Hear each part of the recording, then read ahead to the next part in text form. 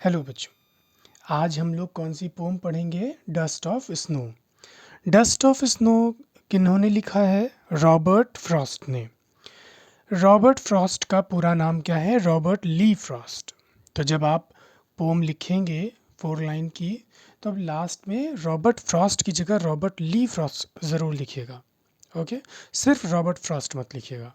और दूसरी चीज़, जब भी आप सेंट्रल आइडिया लिखिए तो पोएट का नेम जब आप लिखोगे तो आप उनका डोमिसाइल भी लिखिएगा, उनका जो निवास स्थान है। लाइक रॉबर्ट फ्रॉस्ट, फिर कॉमा लगा के एन अमेरिकन पोएट, ये चीज़ लिखोगे तो it this will impress your teacher, okay, to some great extent.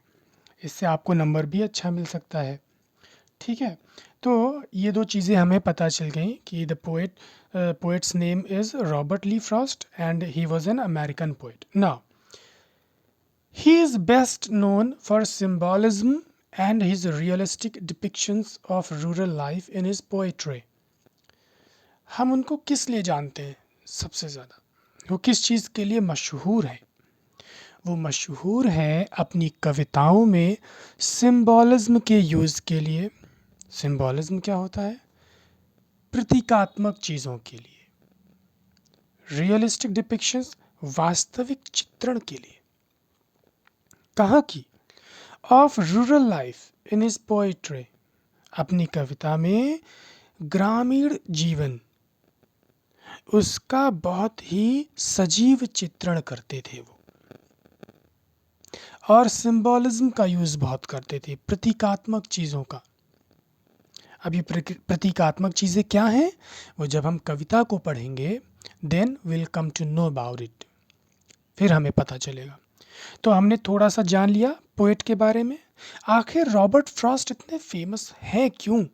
भाई 9th में भी आपने पढ़ा the road not taken, 10th में भी आप पढ़ रहे हो dust of snow, and the second poem fire and ice.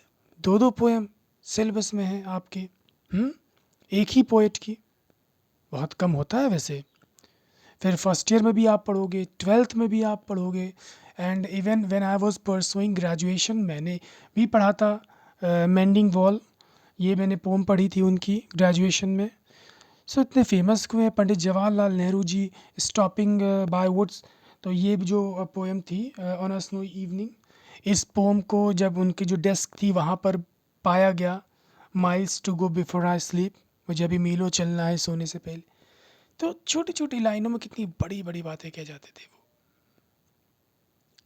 तो बहुत फेमस कवि थे, और छोटी छोटी बातों में छोटे छोटे शब्दों का प्रयोग करके छोटी छोटी कविताएं लिख करके बड़ी बड़ी बातें कहना, यही किसी कवि को महान बनाती है। ओके, सो हम ये जान गए कि रॉबर्ट फ्रॉस्ट क्यों इतने महान हैं। ना, पोएम को पढ़ने से पहले थोड़ा सा हम अबाउट द पोएम को पढ़ेंगे,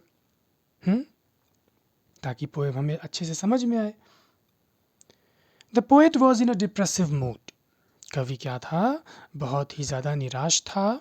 फ्रॉम अ हेमलॉक ट्री, एक हेमलॉक के पेड़ से, a crow shakes of the dust of snow on the poet. कवि क्या करता है? सॉरी, हेमलॉक के पेड़ से एक कौवा क्या करता है? डस्ट ऑफ स्नो, धूल, बर्फ की धूल को गिराता है, झाड़ देता है ऑन द पोएट, कवि के ऊपर।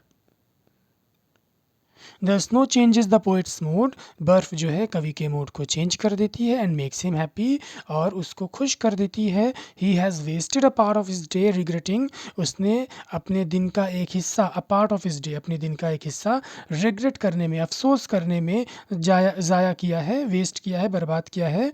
बट नाउ, लेकिन अब जब एक कौवे ने क्या किया? शेक ऑफ किया डस्ट ऑफ स्नो को उसके ऊपर, तो इससे क्या हो गया? उसका मूड चेंज हो गया है। Now he wants to utilise the rest of the day, वो अपने बचे हुए दिन को अब अच्छे से यूज़ करना चाहता है। दिन भर वो दुखी था, लेकिन जैसे ही कौवे ने डस्ट ऑफ स्नो कवि के ऊपर झाड़ा, गिराया, वैसे ही उसका मूड चेंज हो गया, और उसका दिमाग, अब उसका मन क्या कह रहा है? उसका मन कह रहा है नहीं, अब मेरे को अपने बचे हुए दिन को अच्छे से यूज़ करना है। एक छोटी सी घटना ने कवि के मूड को देखिए कैसे चेंज कर दिया। The poet wants to convey that, कवि ये हमें बताना चाहता है कि समटाइम्स, कभी कभार, सर्टेन मोमेंट्स, कुछ क्षण, कुछ पल या एक्शंस विच सीम सिंपल, जो दिखने में सिंपल लगते हैं, हैव अ लार्जर सिग्निफिकेंस, लेकिन उनका महत्व, उनका प्रभाव बहुत बड़ा होता है। कभी कभी क्या होता है, हम स्कूल के लिए तैयार होते हैं, बढ़िया अच्छे नए नए कपड़े पहनते हैं, प्रेस किए हुए, आयरन किए हुए, और जैसे ही निकलते हैं, थोड़ी दूर जाते हैं, पता चला बारिश होने लगी। ओह शिट, अब क्या जाएं, वापस चलो घर चलो, दिन पूरा बेकार हो गया।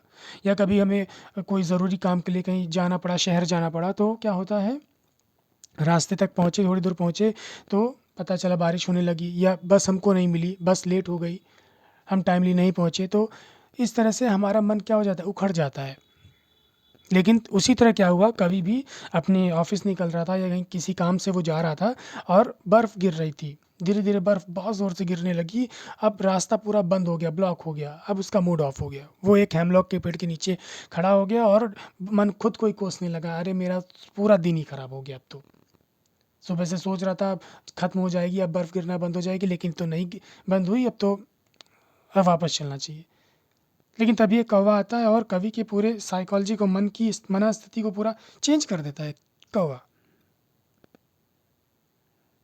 तो वही कवि कह रहा है कि देखिए, छोटी सी चीज़ें कितना बड़ा प्रभाव डाल देती हैं हमारे जीवन में, if we bother to observe things minutely. ना पोम को थोड़ा सा देखते हैं, अभी हम और एक्सप्लेन करेंगे, अभी तो बस छोटा छोटा बताया आपको। The way a crow shook down on me, जिस तरीके से, द वे मीन्स जिस तरीके से, अ क्रो एक कौवे ने, शूक डाउन गिराया, ऑन मी मुझ पर, द डस्ट ऑफ स्नो बर्फ की धूल, फ्रॉम अ हेमलॉक ट्री एक हेमलॉक के पेड़ से, हैज़ गिवन माई हार्ट मेरे हृदय को दे दिया है, मेरे हृदय को कर दिया है, अ चेंज ऑफ मूड मेरे हृदय को, मेरा मन क्या हो गया है, बदल गया है। इस छोटी सी घटना से क्या हुआ, इस घटना ने क्या कर दिया, has given my heart a change of mood, मेरे पूरे मन को ही बदल दिया। And saved some part of a day I had dreamed, और मेरे उस दिन के हिस्से को बचा लिया जो जिस पर मैंने अफसोस किया था। इतने समय से मैं अफसोस कर रहा था, रो रहा था बैठ करके। आधा दिन तो मैंने ख़राब कर ही दिया, लेकिन आधा दिन मेरा इस कौवे की वजह से बच गया। इस falling of the dust from the tree, इस चीज़ से मेरा दिन बच गया आधा, एक छोटी सी घटना से। तो अब थोड़ा सा डीपर जाते हैं। अब देखते हैं यहाँ पर पोएट ने क्रो का यूज़ क्यों किया, डस्ट का यूज़ क्यों किया, हेमलॉक का यूज़ क्यों किया, कुछ और क्यों नहीं यूज़ किया। यहाँ डस्ट ऑफ स्नो है, यहाँ डस्ट ऑफ स्नो क्यों यूज़ किया, पार्टिकल्स ऑफ स्नो होता है, डस्ट ऑफ स्नो तो नहीं होता है, फिर डस्ट क्यों यूज़ किया। पोएट है वो हमें वो चीज़ें दिखाता जो हमारी हमारी आंखें नहीं देख पाती। क्रो को क्यों चुना, हेमलॉक को क्यों चुना। कौवा एक मामूली सा ही तो पक्षी है, रोज दिख जाता है इधर उधर। हेमलॉक का पेड़, धतूरे का पेड़, एक मामूली सा ही तो वृक्ष है, इधर उधर जम जाता है, लग जाता है, विषैला होता है, लोग दूर ही रहते हैं इससे। डस्ट, धूल, धूल क्या है, एक मामूली सी ही तो चीज़ है, छोटी सी। हम्म लेकिन सब इन तीनों चीज़ों से दूर ही रहते हैं, भागते ही रहते हैं, सोसाइटी में इनकी कोई जगह नहीं है। हेमलॉक का पेड़ जहरीला होता है, कौवा काँव काँव करता है, ब्लैक होता है, ठीक है, इतने सारे कौवे आपको मिल जाएंगे, कोई ब्यूटी नहीं है कौवे में। डस्ट, धूल, जहाँ दिख जाती धूल तुरंत इसको हटाने लगते हैं हम लोग। तो इन तीनों चीज़ों का यूज़ करके कवि ने हमको बहुत बड़ी चीज़ सिखलाई है, दिखलाई है। यू गेटिंग मी भाई। देखिए, कौवा क्या है, हमारे एक अपशगुन माना जाता है। हेमलॉक का पेड़ क्या है, अपशगुन माना जाता है, इनऑस्पिशियस माना जाता है। धूल, अब देखिए, कवि पेड़ के नीचे खड़ा था, ठीक, धूल क्या डाल पर ही जमी थी, धूल क्या उसके मन में नहीं जमी थी, मन में भी तो धूल जमी थी, लेकिन जैसे ही डाल पर जो धूल रखी थी डस्ट स्नो की, वो जैसे ही हटी, वैसे ही उसके मन की धूल भी हट गई, मन पे जो धूल जमी थी वो भी हट गई। So are you able to match it? इसी को सिम्बॉलिज्म बोलते हैं। यही इसीलिए यहाँ पर कहा गया कि he is best known for symbolism. तो इन चीज़ों को याद रखिएगा कि 3 मामूली सी चीज़ें इन्होंने कवि के मूड को देखिए कितना चेंज कर दिया, उसके आधे दिन को बचा लिया।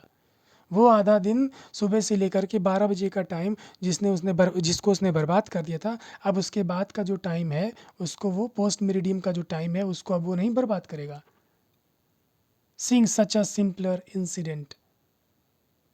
सो आई होप आपको समझ में आई होगी ये कविता। ठीक है, so just ponder over it और अच्छे से समझिए।